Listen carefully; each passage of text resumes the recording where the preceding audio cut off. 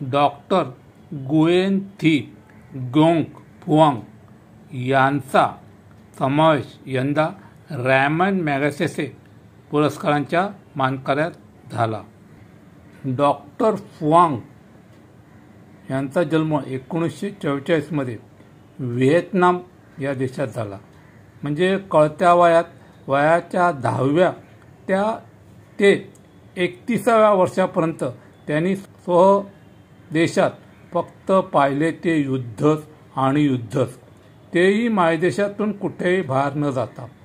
सायगाव आताच हो ची मिन सिटी येथील वैद्यकीय महाविद्यालयातून त्यांनी वैद्यकीय पदवी शिक्षण घेतले. तेथल्या विद्यापीठातून त्यांनी पदव्युत्तर शिक्षणही घेतले. 1972 सालापासून त्यांनी याच विद्यापीठात अध्यापन कार्य सुरू केले. मधल्या काळात प्रेम, विवाह आदीही टप्पे झाले. पण 1976 नंतरच्या काळात मात्र एजंट ऑरेंजशीच झुंज देणे हेच त्याने आपलं जीवित कार्य मानलं. काय आहे हे एजंट ऑरेंज?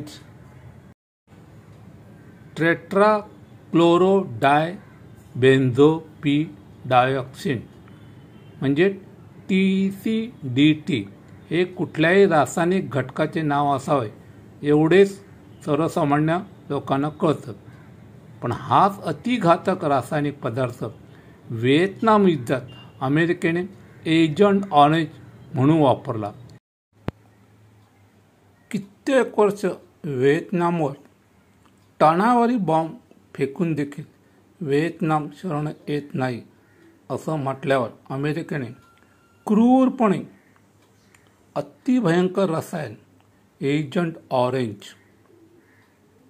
4 टन, अक्षरशः 4 टन विमानाने फवाऱ्याने व्हिएतनामवर आणि कंबोडियावर अक्षरशः मारलं, फेकलं. माणुसकीला काळिमा फासणारे हे कृत्य होतं. आणि त्यामुळे काय झालं, जी त्यावेळची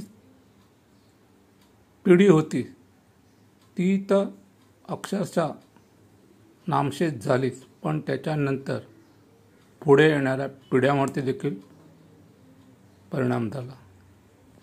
एजंट ऑरेंजचा वापर इतका अमानुष होता की त्यामुळे केवळ जिवंत असलेल्यांचेच नव्हे तर पुढल्या काळात जन्माला येणाऱ्या जीवांचे सुद्धा नुकसान झाले.